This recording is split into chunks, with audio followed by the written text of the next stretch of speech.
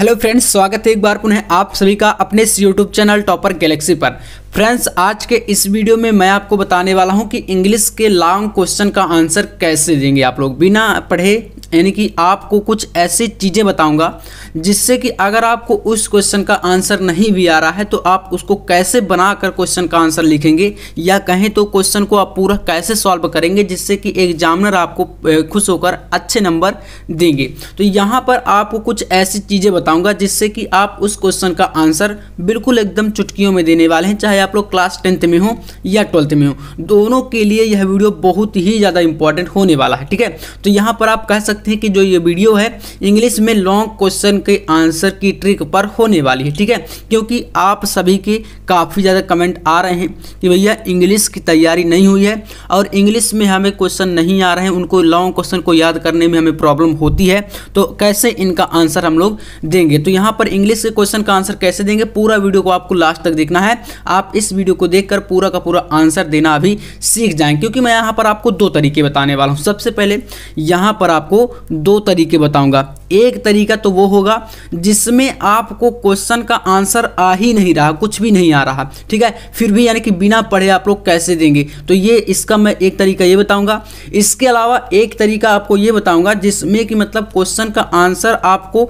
बन रहा है लेकिन लिखने में आपको प्रॉब्लम हो रही है। ठीक है ना, थोड़ा बहुत मान लीजिए आपको आ रहा है फिर भी आपको प्रॉब्लम हो रही है। ठीक है, तो पूरा आंसर कैसे आप लोग बना के लिखेंगे इस वीडियो में आपको मैं बताने वाला हूँ, बस आपको वीडियो को लास्ट तक देखना है। सबसे पहले देखिए यहाँ पर आपके पास ये क्वेश्चन पेपर है।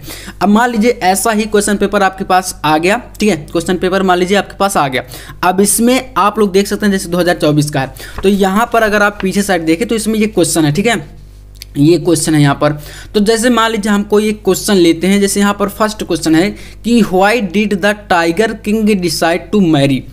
अब ऐसे जब क्वेश्चन आएंगे, ठीक है, तो यहाँ पर एक चीज़ सबसे पहले क्या देखनी है, जब क्वेश्चन आपके सामने आ जाए तो उसमें ये देखना है कि सबसे पहले है ना क्वेश्चन से आपको क्वेश्चन वर्ड को रिमूव कर देना है।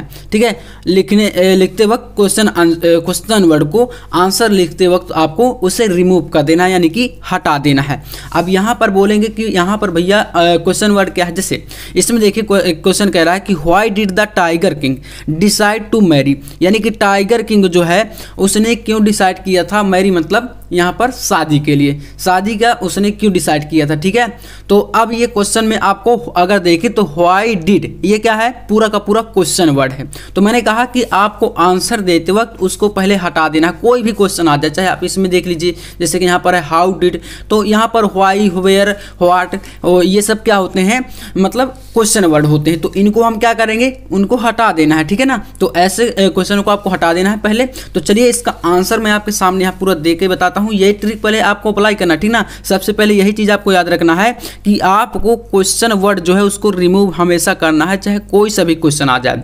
ठीक है ना, क्वेश्चन आंसर देते वक्त तो क्वेश्चन वर्ड कभी नहीं लिखा जाता। ठीक है, तो इस प्रकार से आपको अच्छे से करना है।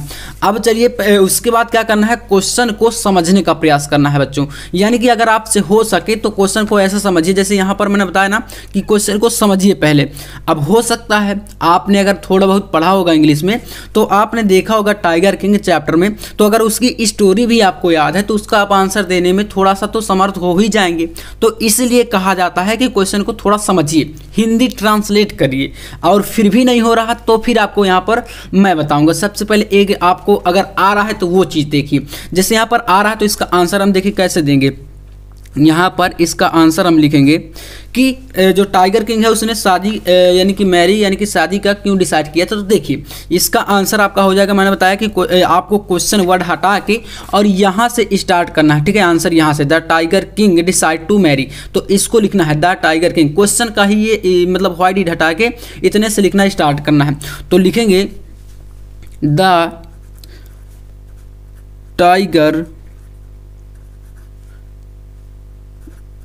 टाइगर किंग डिसाइड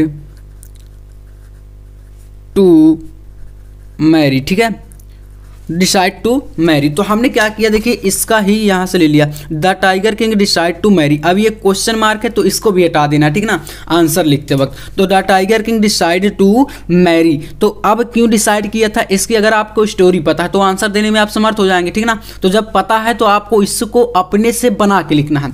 तो यहाँ पर क्या लिखेंगे, the tiger king decide to marry. अब इसमें आपको जोड़ देना है बिकॉज, मतलब क्योंकि। बिकॉज का मतलब क्या होता है, क्योंकि। तो यहाँ पर एक रीजन जुड़ गया, ठीक है ना। तो यहाँ पर लिखेंगे बिकॉज महाराजा, जो यहाँ पर राजा थे ना tiger king, Maharaja had killed. अब उन्होंने क्या किया था, देखिए उनको स्टोरी क्या थी, तो मैं आपको बता दूं कि जो टाइगर किंग थे उन्होंने 100 बाघों को मारने का एक प्रण किया था, ठीक है ना, 100 टाइगर का। तो ये इसीलिए मतलब ये चैप्टर पूरा उन्हीं पर बेस्ड है। तो आपको क्या करना है, यहाँ पर लिखना है बिकॉज महाराजा हैड किल्ड, यानी कि मारा, killed all tiger, killed all the. अब यहाँ पर इसको समझिएगा आप, अभी इसको देखिए समझ जाएंगे पूरा। अभी इसके बाद एक और चीज़ बताऊंगा, अगर मान लीजिए ये चीज़ें आपको नहीं आ रही तो फिर क्या करना है, ठीक है ना। तो बिल्कुल आपको बने रहना है। All the tigers in kingdom, यानी कि अपने राज्य में जितने भी उनके राज्य में बाघ थे उन्होंने उनको मार दिया था। किंगडम, तो उन्होंने कितने बाघ मारे थे, तो उन्होंने 70 बाघ मारे थे, ठीक है ना। तो यहाँ पर हो गया कि all the tiger in his kingdom, in, और यहाँ पर आपको जोड़ देना है हिज, मतलब कि अपने राज्य के जितने भी बाघ थे उन्होंने मार दिए थे, इन हिज किंगडम, ठीक है ना। तो यहाँ पर लिख देना है बट। अब यहाँ पर क्यों, एक रीजन क्या था वो रीजन समझिए। But the number of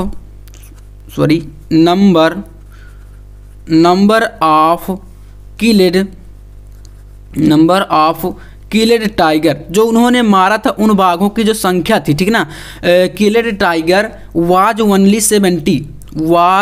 only, ऐसे वर्डों को आपको मतलब जोड़ना है बीच बीच में, ताकि एग्जामिनर जो कॉपी चेक करे उनको ऐसा ना लगे कि ये आंसर जो है बिल्कुल सही नहीं है, ठीक ना। इस प्रकार से आपको वाज और ओनली, द, ये सब वर्ड को थोड़ा थोड़ा सा जोड़ते जाना है, ताकि मतलब आंसर आपको हाँ ऐसा लगे कि आपने उसको अच्छे से लिखा है, ठीक ना। तो the tiger king decide to marry, मतलब टाइगर किंग ने डिसाइड किया था क्योंकि Maharaja killed tiger in his kingdom, तो अपने राज्य में उन्होंने बाघों को मारा था, लेकिन उन बाघों की संख्या जो थी ओनली 70, मतलब कि केवल 70 हुई थी, ठीक है ना, और 30 बाघ और कम पड़ रहे थे, ओनली 70,